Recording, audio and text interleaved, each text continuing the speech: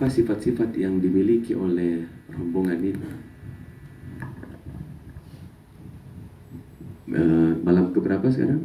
7. Benar, malam ke-7. Seingat saya, malam ke-7 ini adalah malam tertahannya air dari rombongan. Itu. Malam tertahannya air dari rombongan. Dan itu seingat saya, bukan hanya tercatat di kitab Syiah, bahkan sejarawan ahli sejarah Sunni pun mencatat di kitab Tarikh Tabari. Di situ malam ke-7, malam tertahannya air. Gitu. Nah, pada tertahannya air itu, dari situ saja kita bisa lihat sifat-sifat itu. Dan sekali lagi, kita tidak kalau kita mendengar peristiwa ini, sifat-sifat ini, betul bahwa kita berlepas diri dari itu. Tapi sekali lagi kembalikan pada hati kita, apakah sifat-sifat itu juga hadir dalam diri ini. Jadi peristiwa Karbala itu cerminan bagi kita sebenarnya. Ketika rombongan Imam Hussein masih menguasai air itu, ya, Imam Hussein itu tidak membeda-bedakan antara pengikutnya dengan musuh. Semuanya diberikan air. Gitu. Begitu masuk malam ke-7, perhatikan, pihak musuh itu justru menahan air dari Imam Hussein dan rombongannya, yang mana Imam Hussein sebelumnya tidak membeda-bedakan antara pengikutnya dengan musuhnya. Di situ muncul satu sifat, yaitu apa?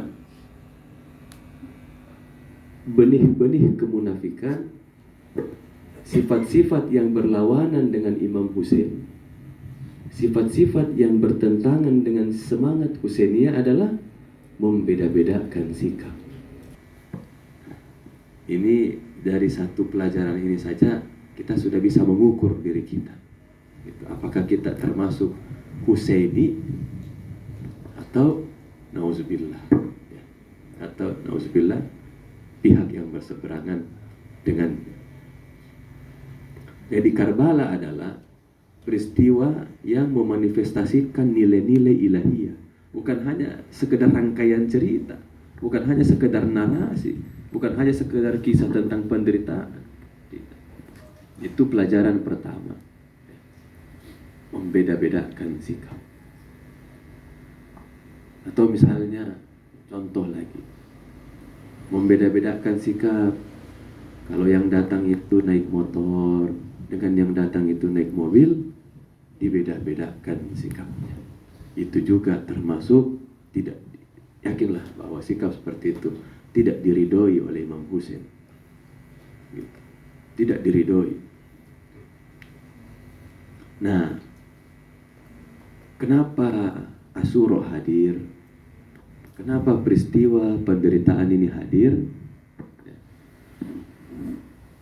Apa yang Tuhan maksudkan dengan hadirnya peristiwa ini? Sebenarnya adanya musibah itu, musibah yang menimpa Imam Hussein dan rombongannya, kafilah setianya. Sebenarnya Karbala, Asyura, Muharram itu mengajarkan kepada kita bahwa ada kenikmatan yang tidak bisa dilihat kecuali dengan tangisan. Ada kenikmatan ruhani yang tidak bisa dilihat kecuali dengan tangisan. Ada keindahan ruhani yang tidak bisa disingkap kecuali dengan penderitaan. Keindahan, kenikmatan itu hanya bisa dilihat, hanya bisa disingkap dengan tangisan dan penderitaan. Ada nilai-nilai yang sulit teridentifikasi. Ada hal-hal yang sulit dirasakan kecuali dengan dua hal itu, tangisan dan penderitaan. Kesetiaan itu lebih terasa ketika orang hidupnya enak-enak saja atau ketika lagi menderita? Ya. Nikmat kesetiaan, nikmat pengorbanan, nikmat cinta kasih, nikmat mendahulukan orang lain, itu baru betul-betul terasa ketika seseorang berada dalam penderitaan yang sama, ketika seseorang berada dalam tangisan yang sama, ketika seseorang berada dalam air mata yang sama. Dan dianjurkan sholat di situ. Nah, pertanyaannya, kok bisa dianjurkan? Ya, apa dalilnya? Ya, kenapa dianjurkan? Kenapa dianjurkan sholat di bekas-bekas, di dekat bekas-bekas kemah itu, kemah-kemah yang dibakar itu? Dan sekarang ditandai menjadi sebuah bangunan. Gitu. Alhamdulillah kami berkesempatan tahun lalu sholat di situ. Dan memang tekanannya itu terasa. Tekanannya itu luar biasa. Kalau nggak salah saya itu sholat di sebelah kanan itu tendanya Abdul Fadil Abbas. Nah, kenapa? Kenapa dianjurkan sholat di tempat-tempat seperti itu? Saya bertanya, adakah tempat terbaik? Adakah tempat terbaik yang mana? Adakah tempat terbaik selain tempat yang mana seorang hamba itu berada pada puncak kebergantungan? Adakah tempat terbaik yang mana selain tempat di mana seorang hamba berada dalam puncak kepasrahan? Gitu. Itulah mengapa sholat di mukhayyam itu dianjurkan. Karena orang yang kita tempati tempatnya itu, disitulah, di titik-titik itulah puncak kebergantungan, puncak kepasrahan. Gitu. Iwa Asyura, rombongan Imam Husain mengajarkan kepada kita bahwa tidak ada satupun keadaan yang di situ tidak ada nikmat Tuhan. Yang di situ tidak ada nikmat Tuhan. Yang di situ tidak ada keindahan itu. Di peristiwa Asyura mengajarkan kepada kita betapapun berat penderitaan itu, betapapun berat kondisi seseorang, hendaknya seorang hamba itu selalu menemukan celah keindahan di balik yang dia rasakan. Begitu. Jadi kalau kita ingin menjadi pecinta Imam Husain, kalau kita ingin mengikuti jejak-jejak kafilah seperti Imam Husain, hendaknya kita menerapkan bahwa apapun yang dirasakan, apapun kondisi itu, yakinlah bahwa di situ selalu ada celah-celah keindahan. Dan keindahan itu sifatnya ruhani. Ada satu hadis yang menarik perhatian saya. Imam Ja'far pernah menyampaikan seperti ini. Man aradallahu bihi khairan qadhafa fi qalbihi hubbal Husain wa hubba ziyarati. Wa man aradallahu bihi su' qadhafa fi qalbihi bu'dal Husain wa bu'da ziyarati. Jadi kata Imam Ja'far kurang lebih begini. Intinya, kalau kita ingin tahu apakah seorang hamba itu berada dalam kebaikan atau justru hidupnya tidak diberkahi, Imam Ja'far memberikan tanda-tanda. Ada ciri-ciri. Kata Imam Ja'far begini, orang yang berada dalam kebaikan, orang yang diberkahi hidupnya itu cirinya dua. Qadhafa fi qalbihi hubbal Husain wa hubba ziyarati. Tertanam dalam hatinya kecintaan pada Imam Husain dan kecintaan menziarahinya. Jadi ada giroh, ada perasaan yang menggebu-gebu. Tapi sebaliknya, tanda bahwa seorang hamba itu berada dalam keburukan, hidupnya tidak diberkahi, tertanam dalam hatinya, tidak suka pada Imam Hussein dan tidak suka menziarahinya. Alhamdulillah min dzalik. Imam Ali pernah menyebutkan ciri-ciri pengikutnya. Beliau mengatakan begini, yansuruna wa yafrahuna li fardina wa yahzanuna li huznina.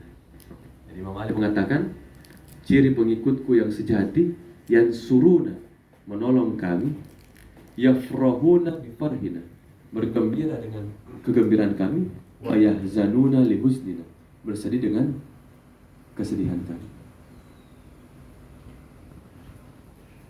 Nah, tadi saya lupa ada satu poin yang saya mau sambungkan ke situ.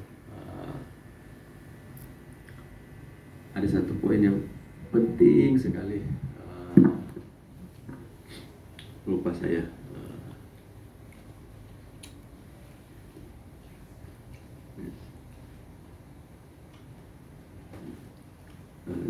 Yasaluna li husnina wa yafrahuna. Oh ya, tentang ini kaitannya dengan infak.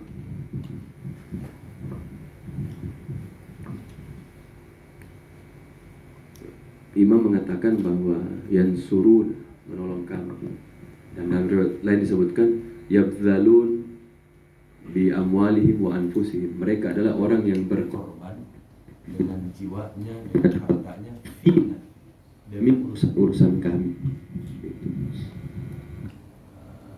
Di situ ada kata-kata bahwa ciri pengikut Imam Ali, ciri pengikut Ahlul Bait yang sejati itu, mereka mengorbankan jiwa dan hartanya untuk urusan-urusan kami. Sebenarnya kalau kita ingin mengidentifikasi apakah diri kita itu sebagai pecinta, lihat bagaimana infak kita. Bagaimana infak kita. Dan ini yang disebut infak itu, ya, infak. Sebenarnya dalam bahasa Arab, ya, kalau kita mengkaji akar katanya, kata infak. Karena kata infak dengan kata nifak itu cuma beda satu huruf alif. Infak. Kata infak dalam bahasa Arab itu makna dasarnya adalah berkurang. Berkurang. Nah, untuk mengukur kecintaan kita, untuk mengukur sudah sampai mana hubungan kita dengan para imam, tanyakan pada diri kita, sudah adakah yang berkurang dari diri kita di jalan cinta? Sudah adakah yang kurang dari diri kita?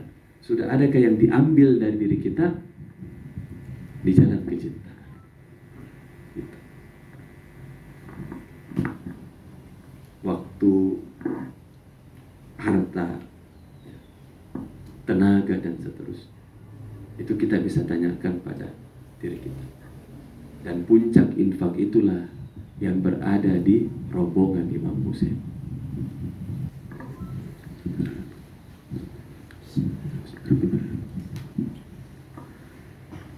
Assalamualaikum ayuhan nabiyyu wa rahmatullahi wa barakatuh. Assalamualaikum ya Sayyidatina Fatimah Az-Zahra, Sayyidatin Nisa'il Alamin. Assalamualaikum ya Amirul Mu'minin Al-Imam Ali bin Abi Thalib. Assalamualaikum ya Imam Hasan Al-Mujtaba. Assalamu ala al-Husain wa ala Ali bin Husain wa ala Abdil Husain wa ala ashabil Husain. Assalamualaikum warahmatullahi wabarakatuh. Wassalamualaikum Muhammad Al-Baqir. Wassalamualaikum Ja'far As-Sadiq. Wassalamualaikum Musa Al-Qasim. Wassalamualaikum Ali bin Musa Al-Tok. Wassalamualaikum Muhammad Al-Jawad. Wassalamualaikum Ahmad Al-Hadi Al-Naqi. Assalamualaikum Hasan Askari. Assalamu ala al-qaib al-muntasir al-hujjah min ali Rasulullah Muhammad Maulana al-Imam Muhammad al-Mahdi bila Imam Hasan sekali fi kulli syai'in zahiran wa batinan. Al-Fatihah tasbiqu as-salam. Allahumma sholli ala Muhammad wa ali Bismillahirrahmanirrahim. Maliki yaumiddin. Iyyaka na'budu wa iyyaka nasta'in. Ihdinas siratal mustaqim. Siratal ladzina an'amta 'alaihim. Wa ma taufiqi illa billah. Alaihi tawakkaltu wa ilaihi unib. Wa sallallahu ala Rasulillah Muhammad wa alihi thayyibin at-tahirin. Wassalamualaikum jami'an warahmatullahi wabarakatuh. Waalaikumsalam warahmatullahi wabarakatuh.